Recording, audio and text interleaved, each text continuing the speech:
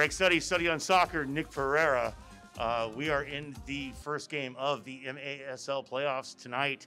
The San Diego Sockers are playing the Tacoma Stars. What's up?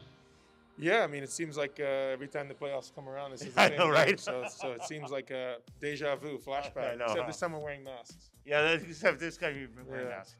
So how's your roster set up? How's your health on your team? What's going forward? Yeah, we obviously struggled early on in the season with the obvious health situation that's going on, but we've been able to really train somewhat focused lately, and I think it's shown in our performances, and we've been able to have a consistent roster that hasn't been dictated by illness versus coach selection. So I'm pleased with it. I'm really pleased with where we are.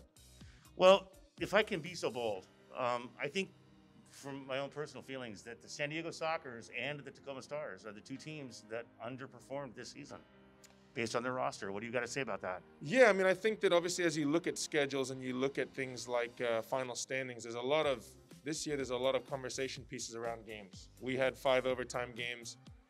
We had to play back-to-back almost every single sequence. We had one single game weekend, and it was against Dallas with no players available. Right. So there's a lot of circumstances. We went through it, and they've been through it. So, yeah, I mean, I think on paper you look at standings, and standings don't lie. But there's obviously I think if you watch the games and you look at how close most of the games are, this year it's really anybody's game.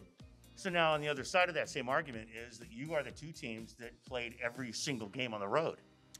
Yeah, I mean, we haven't had the ability to host a game, and I think that obviously with the fans that we have in Tacoma and the way that we feel when we get to play at home, huge factor for us. So being able to having to travel, kidding, right? having to travel as frequently and as long and as far as we did, yeah, it's a factor. Well, in Tacoma, you mentioned it just now. Tacoma seems to be that team geographically that is sort of stuck up there in that corner.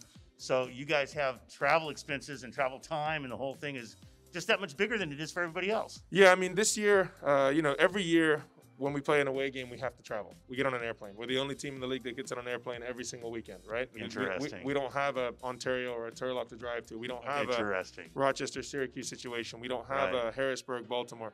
So we have to fly everywhere when we travel. So this year it was none of the perks of playing at home and the usual schedule of going away. So, yeah, I mean, listen, we've got an incredibly experienced roster of guys who can really deal with adversity.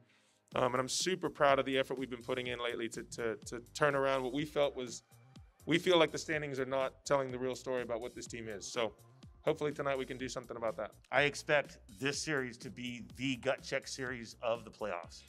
I think that these two teams are the two teams that know each other best, that play each other, the closest, that are best matched against each other man for man. And going forward, what do you think about that?